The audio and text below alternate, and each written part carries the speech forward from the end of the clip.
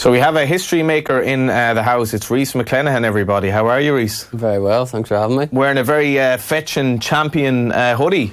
Champion. Yeah, champion for a champion. Yeah, is bronze champion enough?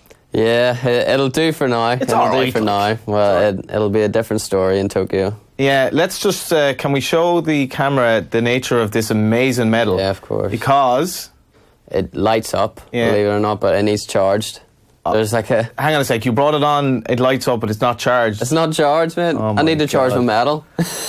Yeah, it's like, I can just imagine you in the pub, like, do you have a charger for my medal? Like, you know, is it the small Samsung? It's a beauty, yeah, it is actually. My producer JP has told me that I'm sacked because I brought you on and it's actually, it's not even charged, basically. Are you back down from Cloud9 yet?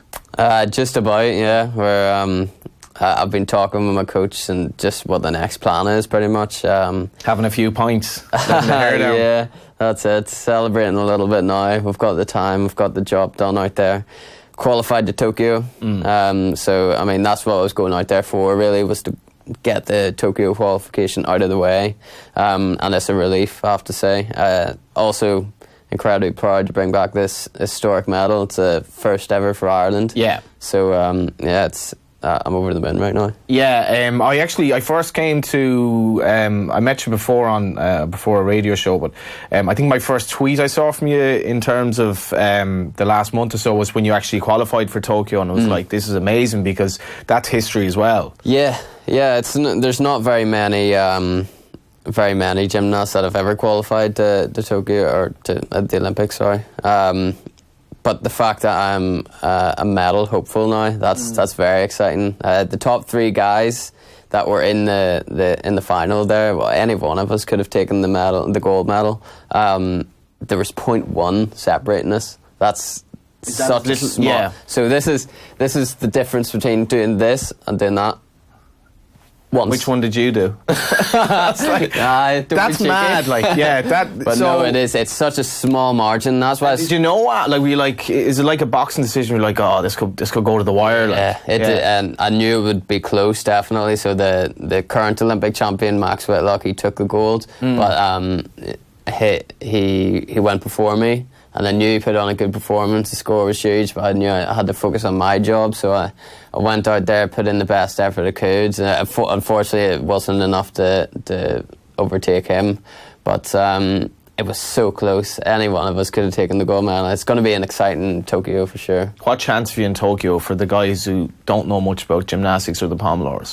Well, from this juncture, we're a long way away, but this World Championships, that's probably likely what the final's going to be like. It's going to be we're the top three guys that are trying to fight it out for that gold medal. And what ages are they?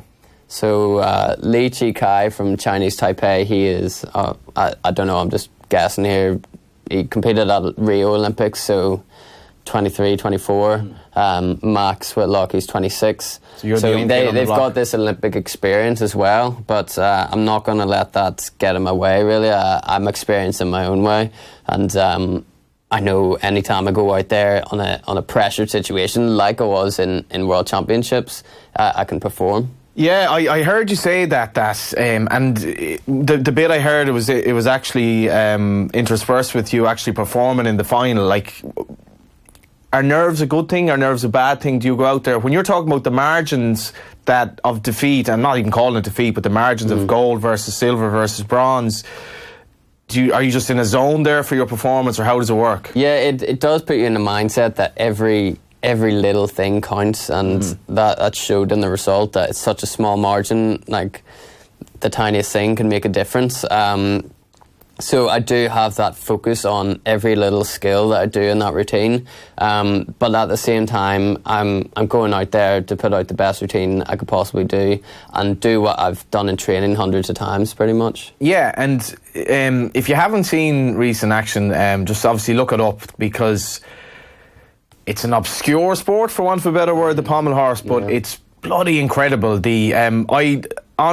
honestly, like, I was just looking at your technique and I was like, the pressure you're putting on your hands, your arms and all of that, how would you explain it? Like, I think you said you don't really do weight, so what's your training? Well, it does. My training involves specific conditioning, like body weights, lifting up the handstand, doing so many different exercises, but every exercise I do is progressing for skills on the pommel horse, progressing for routines. It's not just to, have big guns, have different muscles here and there. It's always functional strength that I'm training for. And I don't know, I guess like at 19, in terms of the genetics of this, or like the physicality progression, is there more in you? Like, so do you stop progressing at a certain age, or can you get better? It'll definitely get challenging once you reach your late 20s. Right, that's a long way away. The exciting thing about this medal is this isn't like it's not like my way out of the sport. It's not like I'm retiring soon. I've just squeezed in this bronze medal. Yeah, that doesn't... This is the start. This is what's so exciting about my career, is that like this is the very, very beginning, and they even have a world medal at this stage of my career. It's good news. I think you're understating it there a bit. You're from Newton Ards. Yes. How did you get into this? Because I did remember you telling before that you had, your auntie was, and she was into gymnastics as well. But the pommel horse is such a left field selection, I suppose. What did you excel at when you were a kid? Yeah, so I was always a really active kid. Climbing up trees? I was, yes, climbing up the top of trees, scaring the life out of my mum.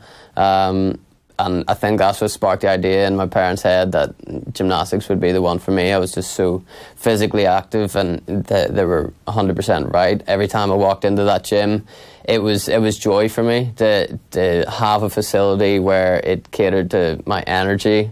You were lively. Climbing on things. Of course, I was lively.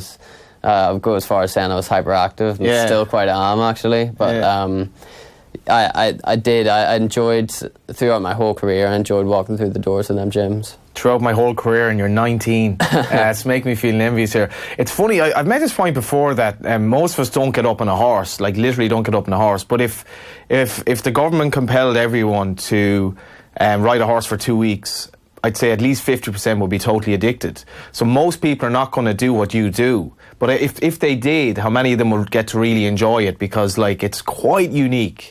Yeah, well, it is quite a unique thing. So, of course, I didn't even start just saying I want to do the pommel horse when I was younger. You do all of the apparatus, and then eventually, as you get older, then you start to pick out your strengths. The pommel horse just so happened to be my strength, the one I was always engaged with. I always enjoyed it.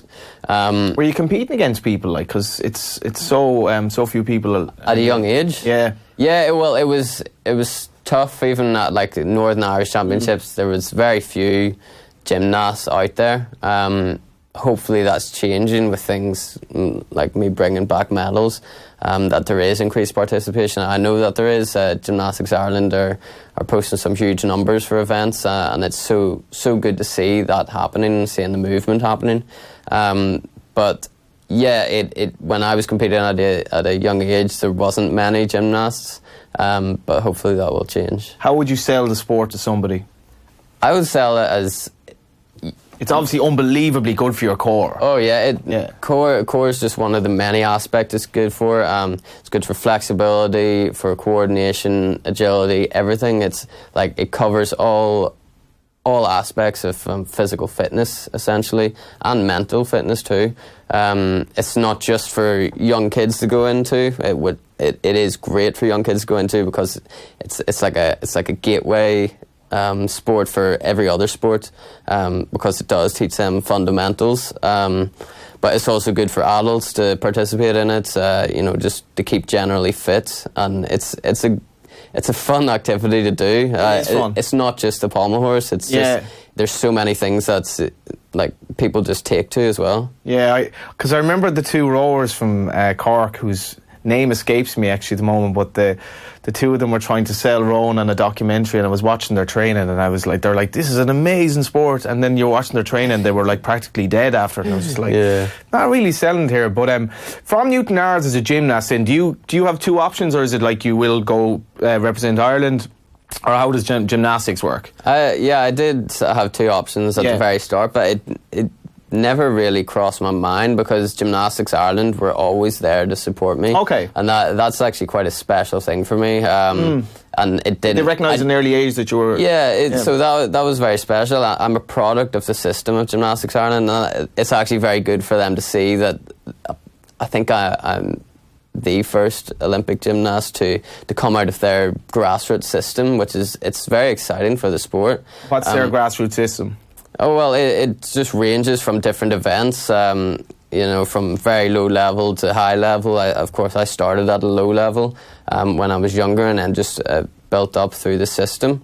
And they're always constantly improving on that system. So it didn't really come to a point where I was like, oh, should I go for GB or Ireland? I was with Ireland from day one, and there wasn't a doubt in my mind which one to go for. So when I do go out to competitions and represent Ireland, I hope to represent Gymnastics Ireland and put them under the light as well, because they've done so much for me. Yeah, and you're very proud to represent Ireland. I am, yeah, of course. Yeah, and it's the O'Donovan brothers, by the way. I got to ask you a fundamental question, and I mean this in the nicest possible way. Does it pay?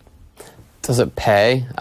So I'm at the top tier of funding, which is, I hear that Ireland has a very, very good individual funding system, and I know that it is. I don't struggle with money. Of course, I've always had my parents' support when I was growing up, and it is kind of challenging because it's money out of their pocket for gymnastics fees and everything. Sure. But just like any sport, that's the case.